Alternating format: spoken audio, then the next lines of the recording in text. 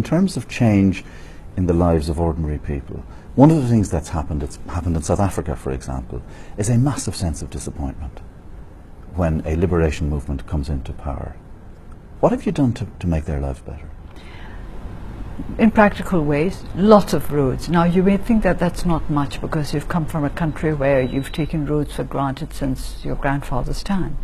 But in our country that means a lot because all-weather roads make a great difference to one's lives. Last year we started out by saying that at the top of our priorities was job creation, and we discovered over this 1 year that if you start constructing all-weather roads and if you provide electrification, then people start creating jobs for themselves, and that is what has made one of the big differences.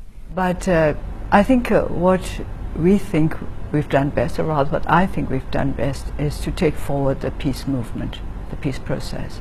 We're not there by any means, and we can't say that we've got to the point when we can say we're home and dry, but still I think there's been success there, particularly because the people have become involved in it. You mentioned the peace process, and you felt proud that it was an achievement in the last year, but right at the moment you have some of the most bitter fighting taking place on the borders of this country with ethnic groups.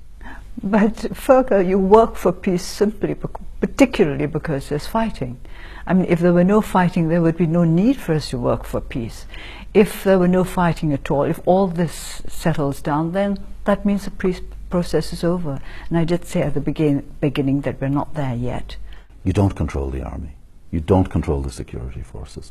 And when fighting breaks out, they're free to go in and do what they've always done, and that's rape, pillage and torture. They're not free to rape, pillage and torture. That they're not free to do. They're free to go in and fight, and of course that's in the Constitution. You will have read it, that military matters are to be left to the army, and that's why we're trying to change the Constitution. We've been very open about it. Amending the Constitution is one of our aims, because according to the National Ceasefire Agreement, one of the last steps would be to adopt a federal constitution. If you look at the history of this country, it's been going on since independence. Fergal, you were in South Africa, but you did manage to end apartheid there, didn't you? Not you, but the South Africans. Are we talking months or years? We hope that it's not going to be more than a few years.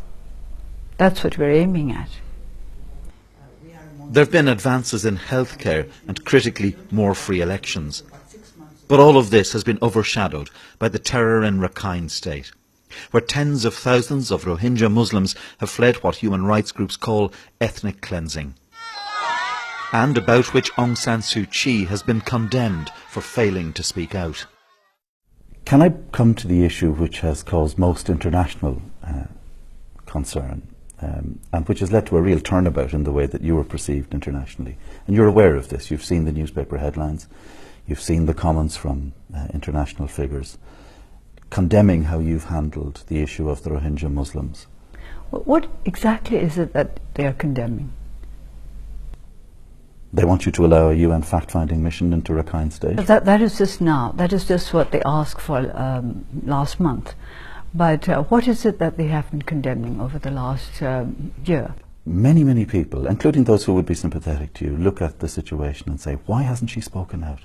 Here's an icon of human rights. What do you mean by speaking out? Now, Fergal, this question has been asked since 2013, when the troubles, the last round of troubles broke out in the Rakhine.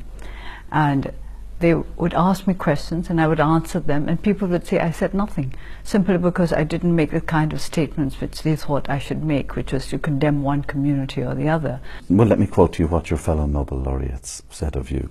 Despite repeated appeals to Daw Suu Kyi, we are frustrated that she has not taken any initiative to ensure full and equal citizenship rights of the Rohingyas.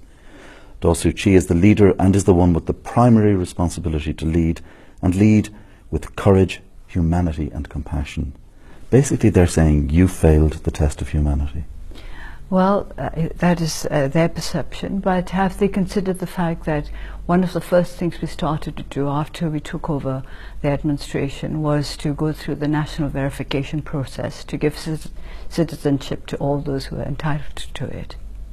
And we had started doing this and engaging in other development activities to try to bring about stability and harmony, because I think a lot of the problems in the Rakhine state are due to the fact that the resources are limited and both communities are anxious about how their lives are going to pan out.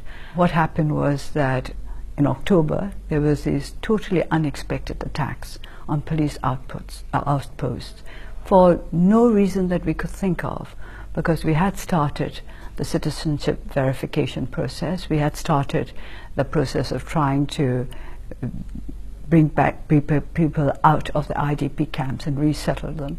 But of course the whole thing went awry because these attacks took place. And we have no idea why these attacks took place, but a lot of people prefer to ignore the fact that these had happened at all. Why? I've been there myself on the ground on a number of occasions and interviewed people, and I would say I'm someone who recognises ethnic hatred and ethnic cleansing when I see it after Rwanda, after the Balkans. And maybe those attacks took place because there is a rising sense of frustration there, and that has fed into the hands of militants. But as far as we could make out, at that time things were calm because people were waiting to see how we were going to go on with our development plans and with the nationality verification plans. But I just wonder whether those attacks were calculated to put a stop to this process. Wouldn't the wisest thing to do to clear up all of this would be to allow an international fact-finding commission in, to allow international agencies in?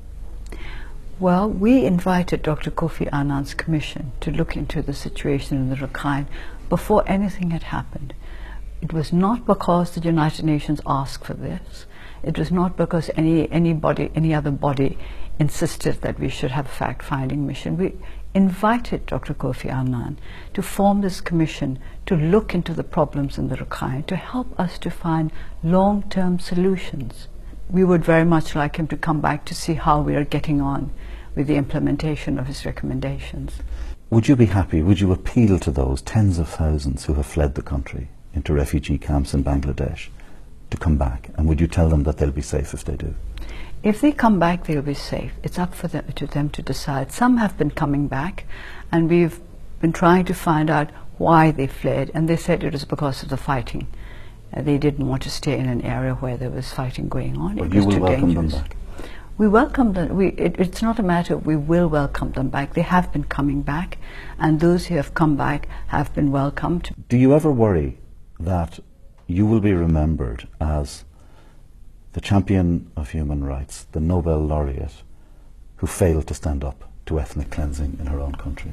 No, because I don't think there's ethnic cleansing going on. I think ethnic cleansing is too strong an expression to use for what's happening. It's what I think I saw there, I have to say. Further, I think there's a lot of hostility there. And as I pointed out just now, it's Muslims killing Muslims as well if they think that they're collaborating with the authorities. So it's not just a matter of ethnic cleansing, as you put it. It's a matter of people on different sides of a divide. And this divide we are trying to close up as best as possible and not to widen it further. Do you think that people in the West misjudged you or mischaracterized you or misunderstood you, expecting you to be this sort of amalgam of Mahatma Gandhi and Mother Teresa, for example, and actually maybe you're closer in your determination and steeliness to someone like Margaret Thatcher? Well, no, I'm just a politician, and not quite like Margaret Thatcher, no. But on the other hand, I'm no Mother Teresa either. I've never said I was. Mahatma Gandhi actually was a very astute politician. He did, it has to be said, put his own safety at risk and ultimately, tragically, to try and protect the minority Muslim population. Was that an example you would not be tempted to follow? I think it's not that...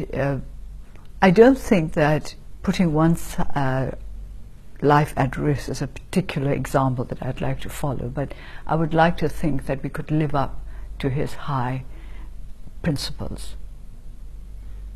One last question. What would stop you going now to Rakhine State and talking to all communities and appealing for peace on the ground yourself? But because I want to give those who are working on the Rakhine a chance to show that they're capable of it, I think there's not enough confidence in what our people are capable of doing. The situation is volatile. At Yangon airport in January, an assassin moves up to one of Aung San Suu Kyi's top advisors, the Muslim lawyer U Ko Ni, holding his grandson in his arms. He was shot dead a moment later. He'd been helping to draft changes to the constitution. Elements in military intelligence are among those suspected of organising the attack. Aung San Suu Kyi was criticised for waiting a month before speaking out about his death, but subsequently called him a martyr for the nation. Do you worry that people who don't want you to change the constitution, who are embedded in the military, embedded in intelligence, are going to target you and the people around you? Well, it's not something I think about, because we were asked the same sort of questions over the last 30 years since we started working for the NLD, that aren't we worried about aren't we worried about assassination and all kinds of other dangers coming from the powers that be, those who are in a position to engage in these activities. But it's not something that you think about on a day-to-day basis. It's just part of the job.